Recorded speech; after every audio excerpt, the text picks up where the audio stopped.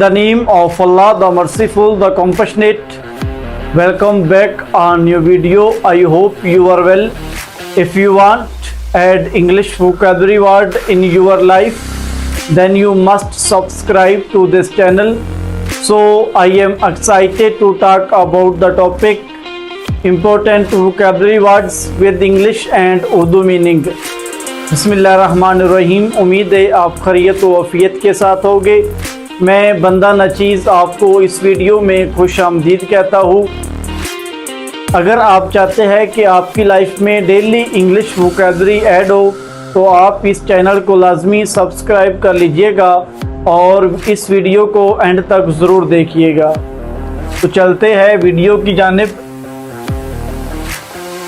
Number 1 है हमारे पास words ज़ियल, शौक, सरगर्म, पैशनेट। वर्ड्स ये है, उसके उर्दू मीनिंग्स और उसके इंग्लिश मीनिंग्स यहाँ दिए गए हैं। ज़ियल, शौक, सरगर्म, पैशनेट। नंबर 2 यान, मुश्ताक होना, करेब। यान, मुश्ताक होना, करेब। नंबर 3 यार्ड, जहाज साजी का मरकज, गार्डन। नंबर 4 विलिंग, मातम या आजारी, लेमेंट। विलिंग, मातम या आजारी, लेमेंट। नंबर 5 वेव, छोड़ देना, रिलिंक्विश।